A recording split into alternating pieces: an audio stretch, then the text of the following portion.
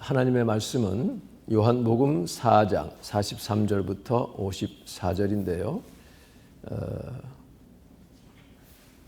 여기 제가 먼저 쭉 읽다가 우리 함께 또 봉독하는 것을 함께 봉독하겠습니다. 이틀 뒤라고 하는 것은 예수님이 사마리아 그 수가성 사람들과 지낸 이틀을 말하죠.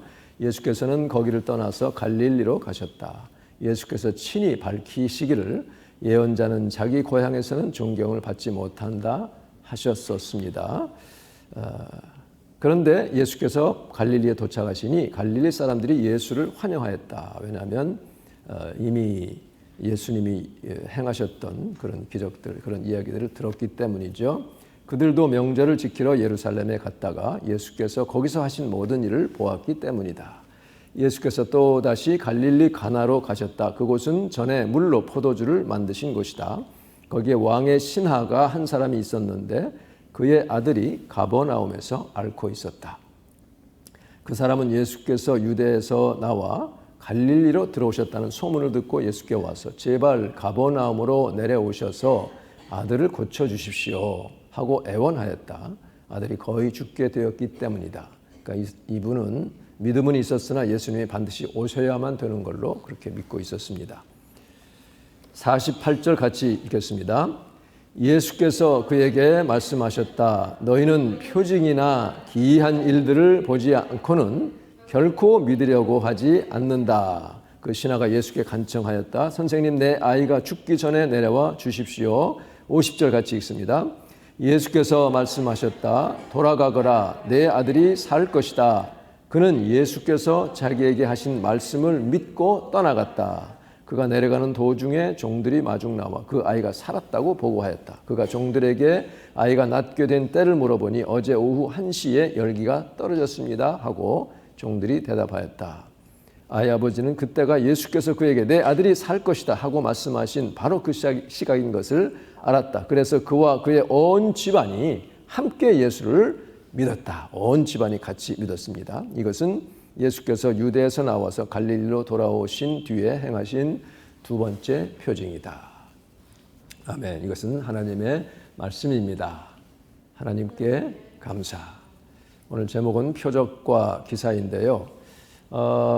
오늘 다는 못할 것 같아요. 오늘 이 본문의 주제를 가지고 말씀을 나누기에 앞서서 최근 지금 이 코로나 팬데믹 상황에서 교회와 정부, 정권과의 긴장 관계를 우리가 주목하고 우리 크리스찬들은 이에 대해서 어떤 입장과 태도를 보여야 할 것인가, 어떻게 기도하고 어떻게 대처해야 할 것인가를 먼저 좀 살펴보고자 합니다. 그리고 이어서 오늘 말씀 제목 이 표적과 기사를 이야기함에 있어서 Signs and Wonders인데요.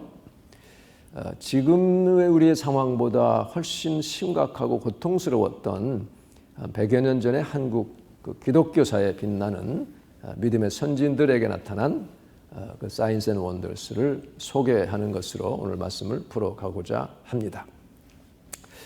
그렇게 하는 이유 가운데 하나는 오늘과 같이 참 풍요롭고 발전된 사회에서 일어나는 기사들, 그 추구하는 표적들, 이런 것들이 그 끝이 참 그 주인공들이 은혜롭지 못하고 바람직하지 못한 방향으로 흘러가는 모습이 참 많기 때문에 물론 그렇지 않은 부분도 있습니다만 참 목숨 걸고 신앙을 지켰던 그 시대의 그 하나님의 사람들에게서 나타난 참 순전하고 놀라운 표적들이 우리가 참 보고 따라야 되는 진지한 본이 될 것이기 때문에 그렇게 하고자 하는 것입니다. 먼저 이 교회와 세상 정부와의 관계를 좀 말씀 나누기를 원합니다. 한국에서 발행하는 그 기독일보 그 인터넷판 최근호를 먼저 소개하면 지난 8월 1일, 지난 주일이죠. 은평제일교회 담임 심하보 목사님입니다. 그 교회가 전 성도가 참석한 성도들이 방호복을 입고 예배드린 사진과 함께 기사가 떴습니다. 이게 참 아주 참신하고도 대담한 아주 클레버한 그런 결정이라고 생각이 됐어요. 그것은 이 정부가 그 교회를 방역 지침을 어겼다고 운영 중단, 그러니까 일정 기간 폐쇄시키는 거죠. 그 조치를 내린 것에 대해서 이 조치를 취소해달라고 법원에 가처분 신청을 냈는데 법원이 그걸 허락을 해줬어요. 그래서 그 첫 예배 때인 지난 주일에 예배 오는 모든 교인들에게 하얀 그 방호복을 다 지급해 주어서 정부는 뭐 19명으로 제한했지만 많은 사람들이 예배를 진행한 것입니다. 이 일반 매스컴에서는 전혀 다루지를 않았어요. 근데 그 사진을 보니까 예배 참석한 교인들이 전부 간호사들, 의사들이 입는 그 머리부터 다 쓰는 거 있죠. 완전히 하얀 그거를 입고 그 대신에 이 거리두기는 철저히 지켰습니다. 앞뒤 한 칸 건너서 이렇게 다 하고 양옆에도 2m 이상 이렇게 거리를 두고 이렇게 전부 앉아서 서서 찬양하고 하는 것을 봤습니다. 그러면서 이 목사님 하는 말씀이 무조건 모이지 말라는 것은 헌법을 위반하는 것이다. 위헌이라는 거죠. 그러니까 우리가 법을 어긴 게 아니라 정부가 법을 어기고 있다. 그러니까 정부가 교회 모임을 제재하는 것이 과연 방역이 목적이냐 아니면 통제가 목적이냐 묻습니다. 그러면서 부산의 그 한 백화점에서 최근에 그 집단 감염이 생겼잖아요. 그랬을 때에 그곳 감염됐다고 전국 백화점을 닫았느냐 하고 묻습니다. 이분의 입장은 방호복을 착용한 것은 우리가 하나님 앞에 예배 드리며 동시에 세상을 향해 데몬스트레이션 하는 것, 시위하는 것이라는 거죠. 하나님을 우리가 믿는다는 것 자체가 이 세상에서 사탄의 세상의 영에 대항하는 것 아니냐 하면서 예배를 중단시켜서는 안 된다고 이렇게 외쳤습니다. 그러면서 하는 말이요. 감염 확산을 염려한다면 정부도 방호복을 입고 근무해야 된다. 공무원을 교회 보낼 때도 다 정말 감염이 염려되면 방호복을 입혀서 보내야지. 하면 참 멋있다 생각이 들었어요. 물론 제가 그 목사님 입장을 다 지지한다거나 옹호하는 것은 아니에요. 제가 이번에 처음 알게 되었는데 어쨌든 이 건에 있어서만큼은 참 통쾌하게 대응한 것을 보았기 때문에 소개를 합니다. 그 심 목사님에 의하면 이 4단계 동안에 19명만 드리라고 하지만은 목적이 방역이 아니냐. 그래서 그날 3차례 주일 예배와 저녁 예배 포함해서 성도가 한 600~700명은 다녀갔으리라고 예상을 했습니다. 그래서 이 방호복 착용은 교회들에 대한 통제에 대해서 저항하는 의미도 있다. 원래 개신교가 프로테스탄트잖아요. 프로테스탄은 저항의 의미가 아닌가 하면서 예배 드리지 말라고 하면 무조건 안 드려야 되냐. 드릴 방법을 찾아서 드리는 것이 맞다고 생각한다. 그래서 가장 안전한 방법을 찾았는데 이 이상 어떻게 더 안전할 수 있겠느냐. 그래서 그날도 공무원들이 찾아왔지만 들어오지 못하게 해서 그냥 돌아갔다는 것이죠. 우리는 이제는 더 이상 당신들 말을 따라줄 수 없다 했습니다. 그래서 이 방역 4단계 동안에는 계속 방호복을 입고 예배 드릴 것이다. 우리 교회는 보통 이 4단계 수칙에 더해서 전신 소독을 하고 하는 등 2배 이상의 방역을 하고 있다고 밝혔습니다. 그러니까 무작정 이렇게 무지막지하게 모이는 게 아니었어요. 거리두기 다 지키지만 숫자를 그렇게 제한하는 것은 이거는 헌법 위반이다. 목적이 방역이냐 통제냐 이런 아주 근본적인 핵심을 치고 들어가니까 당국에서도 어떻게 함부로 하지 못하는 게 아닌가 생각이 듭니다. 그러면서 만일에 이것도 위험하다고 한다면 그럼 국가가 의사나 간호사들에게 직권남용 저지르는 것이라는 거죠. 그들이 이렇게 입고 환자를 볼 텐데 이들도 그럼 위험하다는 거 아니냐. 그 위험에 빠뜨리는 것 아니냐 하면서 그래도 제가 참 이 말씀이 마음에 들어서 소개를 하는 거예요. 지금의 상황은 지하에 숨어서 예배드리던 이 카타콤에 숨어있던 로마 그 압제 시대보다는 낫다고 생각한다는 것이죠. 정부가 언제까지나 교회를 핍박하지는 못할 것이다. 무엇보다도 우리는 이렇게 박해를 받을 때에 예수님을 바라봐야 한다라고 전한 기사 내용을 제가 읽게 됐습니다. 그 전 7월 15일자에 그 심하보 목사님은 교회들이 가만히 있으니 정부가 너무 교회를 우습게 여긴다는 거예요. 그런 정부의 이 같은 조치의 이면의 의도가 뭐냐면 바로 이 정부의 정책 중에서 성경에 반하는 것을 교회가 반대하니 기독교, 이 개신교가 특별히 반대를 하니 동성애 반대라든지 이런 것들이 있잖아요. 그것을 금하려는 그런 의도가 있는 것 같다. 그러나 그렇다고 해서 교회가 하나님의 뜻과 말씀에 반하는 행동이나 정책을 용납할 수는 없다라고 말합니다. 그러면서 이 교회들을 향해서 쓴소리를 좀 했어요. 교단장들과 큰 교회들이 이 뜻을 모아서 이 정부에 관철시켜야 된다. 자기네 교회도 작지만 힘을 모을 수 있다면 함께 하겠다. 총리실 빨리 사과하고 교회 모임 금지 조치한 것을 원상 복귀시켰으면 좋겠다고 덧붙였습니다. 아마 이것 때문인지 바로 며칠 전에 정부에서요, 교회 모임을 대형 교회는 99명까지 허용하는 것으로 좀 풀어준 배경에 이런 것이 있지 않나. 왜냐하면 정부에서도 할 말이 없거든요, 지금. 근데 사실 이것도 미흡해요. 퍼센티지로 뭡니까, 교회 면적의 퍼센티지에 따라서 이렇게 해야 되는데 무조건 뭐 몇 명 이렇게 하는 것이 그렇습니다. 그런데 이렇게 교회 모이는 거 매스컴에서는 어떻게 해서든지 개신교를 타박하고요, 책임을 물으려고 하고 꼬투리를 잡는 모습을 보게 됩니다. 사실은 처음 작년 이제 초죠. 코로나 바이러스가 발생한 지 불과 3개월여 만에 팬데믹으로 확산되고 할 때는, 그때는 뭐 정부도 너무 당황스럽고 교회도 잘 모르고 하니 워낙 또 확산 속도가 빠르니 이 정부 시책에 교회가 적극 동참하는 것이 애국하고 애족하는 일이었습니다. 또 그것이 하나님의 뜻이었다고 보는 데는 그 당시로서는 무리가 없었다고 봐요. 그러나 권력이라고 하는 속성은요, 한 번 맛을 들이면 통제가 잘 되네. 한 번 쥔 손을 놓기 싫은 법이에요. 권력이라는 게 그렇습니다.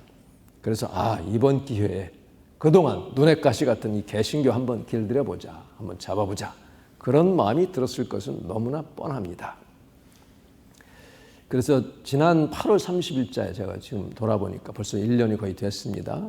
설교에서 지금은 회개할 때라는 제목으로 부제는 한국 개신교 수욕의 날이라는 부제를 달고 제가 말씀 전했을 때도요, 한국의 대통령이 개신교 지도자들을 모아놓고 방자하게 말한 것을 지적했었고요. 또 거기 참석했던 그 개신교 지도자들이 멍청하게 대한 것도 제가 참 실망한 내용을 말씀한 기억이 납니다.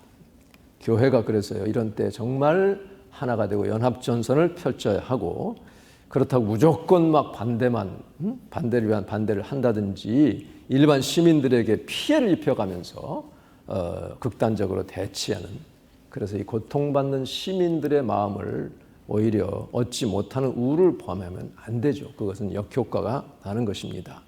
정부가 할 말이 없도록, 그러면서 또 세상도 함부로 말할 수 없도록 설득력 있는 행동을 한 것, 참 이것은 잘한 것으로 여겨집니다. 그 목사님 말씀이, 그래도 이렇게 했는데도 잡아간다면 로마 시대에는 성도들 다 잡아갔겠지만 지금은 나 혼자, 담임 목사 혼자 잡혀가면 될 테니 구치소에 가면 읽을 책을 지금 고르고 있다, 이렇게 말하고 있어요. 자, 한국은 그렇고 캐나다로 갑니다. 캐나다 그 북쪽, 서북쪽 알버타주, 거기 캘거리, 과거 동계 올림픽으로 유명해진 그 캘거리의 스트리트 처치라고 하는 그 교회에서 지난 부활절, 지난 4월이죠.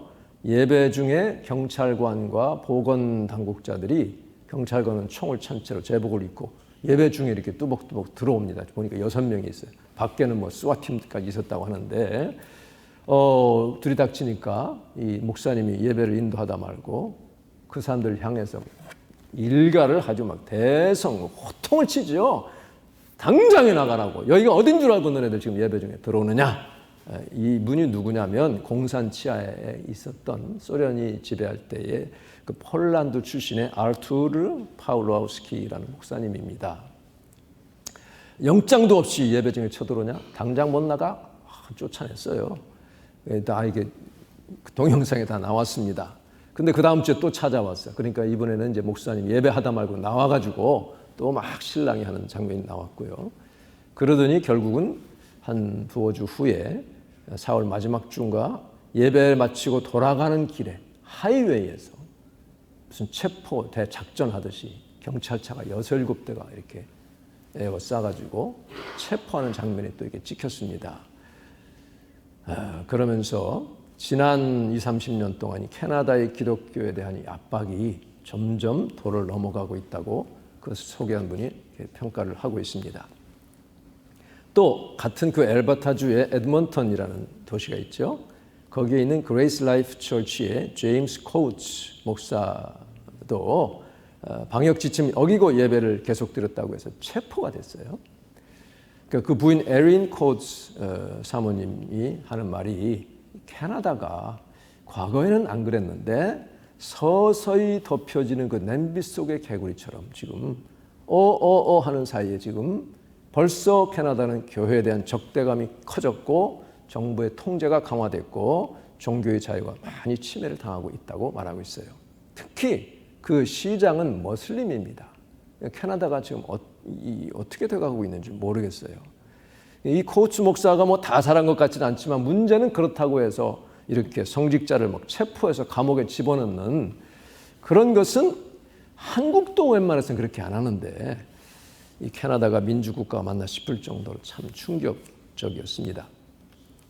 그 내용을 이렇게 소개하는 애리조나주의 그 어느 목사 또 같이 있던 또 한 목사는 자기도 캐나다 출신이라고 해요. 그러니까 자기 잘할 때 이러지 않았다는 거죠. 그러면서 걱정이 미국도 점점 쪼여들고 있는 게 아닌가 그렇게 걱정을 하는 것을 들었습니다. 아직은 제가 보기에 교회와 국가 간의 힘의 균형이 깨어지지 않고 있습니다. 그렇지만 미국이든 한국이든 우리가 눈을 똑바로 뜨고 감시의 눈길과 기도를 게을리하지 말아야 할 것입니다. 특히 최근 들어 지금 우리가 기도한 것처럼 지구온난화로 자연재해가 참 심각해지고요. 전 세계적인 지금 이 역병 보십시오. 코로나 바이러스. 이게 지속되고 하면 경제가 피폐해집니다. 그럼 민심은 점점 흉흉해지고 그럼 누군가 블레임할 대상을 찾게 될 터인데 이 크리스찬들을 대상으로 잡으려고 하는 사탄의 계획에는 얼마든지 가능하다고 봐야 됩니다. 이러한 정말 점점 심각해지고 엄혹해지는 이 시대에 우리가 살고 있습니다. 그러나 그러한 때에도 하나님은 하나님의 영광을 위해서 생명 구원을 위해서 필요하시면 표적과 이상, 기적을 베푸실 줄로 우리는 믿습니다. 그래서 과거에도 보면 베드로가 2번이나 잡혔는데 예수의 이름으로 말하지 말라고 해서 잡혔는데도 천사를 통해서 옥문을 열어주잖아요. 처음에 그냥 천사가 와가지고 창 열리니까 나와서 너 빨리 나가서 성전에 가서 이 생명의 복음을 빠짐없이 다 외치라. 그래 나왔어요. 그리고는 뭐 더 이상 할 수 없으니까 풀어줬는데 그 다음에 또 잡았습니다. 야고보 주의 형제가 아닌 세베대 아들 야고보죠. 제자 야고보를 헤롯이 죽이고 나니까 사람들이 또 환호를 하니까 베드로까지 잡아서 죽이려고 할 때에 감옥에 베드로는 다음 날 죽는데도 그냥 쿨쿨 자고 있어요. 참 세상 속편한 사람입니다. 저희도 그런 배짱이 있으면 참 좋을 것 같아요. 자고 있는데 옆구리를 칩니다. 손으로 쳤는지 발로 건드렸는지 어쨌든 치어서 깨워가지고 빨리 옷 입어 신발 신어 하고서는 옥문이 다 열려지게 됐죠. 천사를 통한 프리즌 브레이크를 2번이나 해줬어요. 이런 것들이 이제 기사와 표적의 예의죠. 오늘 이 말씀 보면 예수님이 너희들은 표적과 기사, signs and wonders를 보지 않고는 못 믿느냐 하시고는 그 아들을 살려주십니다. 이런 역사가 있지만 그러나 또 많은 경우에는 옥살이뿐 아니라 매도 맞게 하시고 고문을 당하도록 버려두기도 하시고 마침내는 순교하게도 하십니다. 그래서 하나님 영원한 큰 상을 예비하셔서 주님의 품에 참 안긴 많은 믿음의 선진들이 있습니다. 참 말할 수 없이 정말 어렵고 표현하기 어려운 고통 중에서도 믿음을 지켰던 그 믿음의 선진들을 우리가 바라봅니다. 그래서 우리에게 지금 필요한 것은 하나님이 나 자신에게 우리 가정에 또 현대의 교회에게 어떻게 하시든 간에 우리는 이 믿음의 지조를 잃어버려서는 안 되는 것입니다. 끝까지 지켜나가야 상이 있는 것을 우리는 믿습니다. 예수님이 이 땅에서 공생에 살아가시면서 많은 기적들을 행하셨어요. 그 당시 팔레스틴 지역은 우리가 알다시피 참 살아가기가 여유롭지 않았죠. 병도 많았고요. 또 뭐 약이나 의료 시설은 뭐 말할 것도 없이 열악했고, 또 삶이 어려워서 그런지 귀신 들린 사람도 참 많았습니다. 이때 예수님이 오셔서 이들을 불쌍히 여기시고 그야말로 he felt compassionate, 사람들을 많이 고쳐주셨고 귀신에게서 해방시켜 주셨습니다. 거의 대부분의 경우에 예수님은 사람들의 믿음을 보시고 그 믿음을 칭찬하시면서 기적을 행하셨어요. 오늘 본문에서 예수님이 왕의 신하에게 하신 말씀, 여기 영어로 보면 New Living Translation에 보면 Jesus asked, Will you는 plural 복수예요. Will you never believe in me unless you see miraculous signs and wonders? 기적적인 어떤 표적과 놀라운 일들을 보지 않고서는 나를 절대로 못 믿지 너네들. 이렇게 지금 꾸지람을 하시는 거예요. 이렇게 말씀하신 것은 사마리아 사람들, 바로 전에 만났던 사마리아 사람들은 그런 기적 보기 전에도 예수님의 말씀만 듣고서도 예수님을 세상의 구주로 그렇게 영접했어요. 그렇게 믿었습니다. 오늘날 이 기사와 이적, 표적과 기사, 사인스 앤 원더스, 참 컨퍼런스도 많고 참 그런 일들도 많이 있습니다. 저도 참 꽤 여러 군데 참석을 했었어요, 보니까. 근데 그런 그 대형 집회들 갔다 올 때마다 무언가 좀 개운치 않은 어떤 그런, 과연 이게 정말 예수님이 원하시는 건가, 이렇게 생각될 때가 꽤 있었습니다. 물론 뭐 은혜도 많이 받았습니다. 그건 사실입니다. 베니힌 목사님 집회도 2번이나 갔었어요. 뉴저지 왔을 때 한번 갔었고, 저 매사추세츠주 우스터라는 곳에 거기도 갔었어요. 가서 안수도 받고 했었는데, 나았다는 사람들 그 자리에서 낫는 건 못 봤어요. 다 끝나고 나서 그냥 나았다는 사람만 나와서 이렇게 간증을 하니까 미리 다 이렇게 골라가지고 하는 것 같은데, 이 의사를 통한 프루브는 뭐 별로 있었는지도 모르겠습니다. 왜 그럴까? 곰곰 생각해 보니까 문제는 믿음의 근본, 기본 이런 것보다는 기적 그 자체가 앞서 있는 거예요. 병 낫기 원하는 어떤 그 표적이 앞서 있다 보니까 주최 측이나 거기 몰려드는 사람들이나 예수님이 말씀하시는 근본 정신은 저 멀리 떠나가는 것이 아닌가. 그러니까 오늘날 이렇게 표적을 많이 나타내고 하면 무슨 일이 생겨요? 돈 방석에 앉게 돼요. 미니스트리를 만들어가지고 사람들이 헌금을 얼마나 많이 보내주는지 수천만 달러 지분 뭐 그건 기본이고, 그러니까 돈과 권력에 취해서 돈에 묻혀서 그냥 나중에 주님이 나 너 모른다 하시지 않을까, 이런 염려까지도 들었습니다. 그래서 저는 요즘에 자꾸 어디에 관심이 가냐면 아까 말씀한 대로 과거 한국 기독교 초기에 그 믿음의 선배들 정말 같이 고생하고 보통 사람보다 더 고생하면서 목숨 걸고 신앙 지키고 복음을 전했던, 얻어맞고 구속당하고 오해를 받고 사람들에게 욕먹고 하면서도 이렇게 정말 사랑했던 그런 분들의 삶 가운데 나타나는 표적들, 기사들의 마음이 쏠리고 있습니다. 세 분을 준비했는데 시간상 한 분만 하겠습니다. 문준경 전도사님, 이분은 한국교회 최초의 여성 순교자, 또 섬마을 믿음의 어머니로 알려져 있습니다. 이분은 1891년 전남 신안 앞바다에 보물 찾았던 그 신안으로 유명하죠. 이 작은 섬에서 유복한 양반 가문의 귀염둥이로 이렇게 자랐어요. 그렇지만 17세에 결혼한 첫날부터 남편에게서 이렇게 외면당하고 멸시를 받으면서 예수님을 알게 되고요. 집사가 되고 또 영적 스승인 이성봉 목사님, 지난번에 제가 소개했었죠. 그 당시 전도사를 만나서 참 큰 은혜를 체험하게 됩니다. 자기 생에 한 줄기 빛을 발견해요. 참 희망 없고 너무나 괴로웠던 그 생애에서.